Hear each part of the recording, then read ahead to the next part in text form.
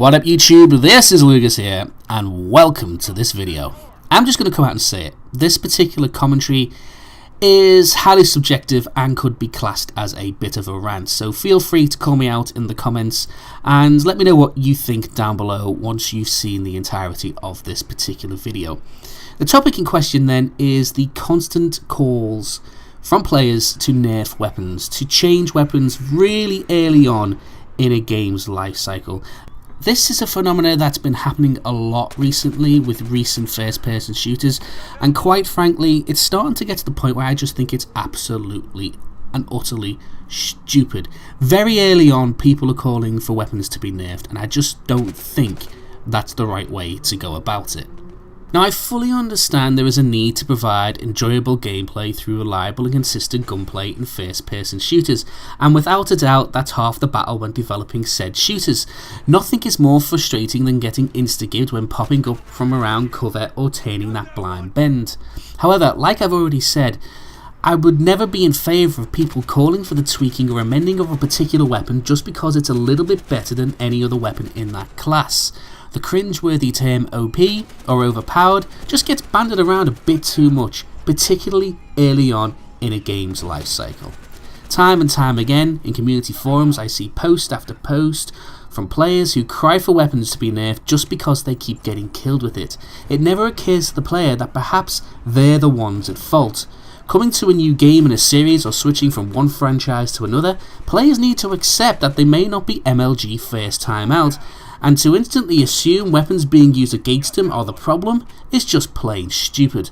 I know that 99% of the gunfights I win is down to map knowledge and how I personally play, and is only down to 1% at most due to the weapon I'm using. Although sometimes I try to tell myself differently when I get wrecked.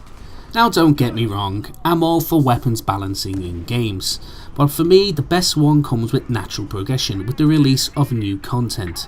It's only natural when we get new guns introduced to a game that the developers have to accommodate these new weapons and keep previous experiences with the previous content consistent for players. But what we need to do is stop calling for weapons to be nerfed and focus on the real issues that could really affect the way the game is playing. To be honest, I guess my point is this. Until you've played the game for an extended period of time, you could not truly know what the real issues are.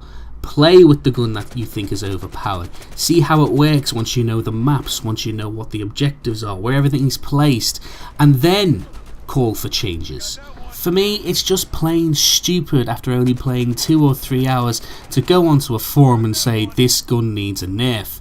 You don't know it needs a nerf until you've played extensively enough to develop an opinion. I guess for the most part, I'm like an old sportsman. In my day, if I got hit hard, I would brush it off and just keep playing.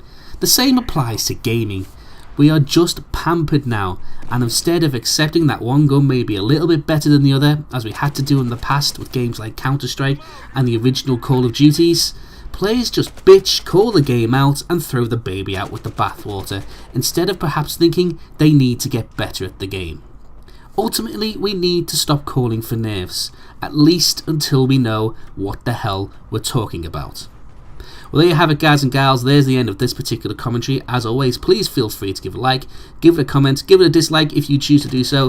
If you want to see any more of my content, please head over to my channel and check it out. And if you like what you see here and you like what you see there, then please hit that subscribe button as well. So until next time, take care.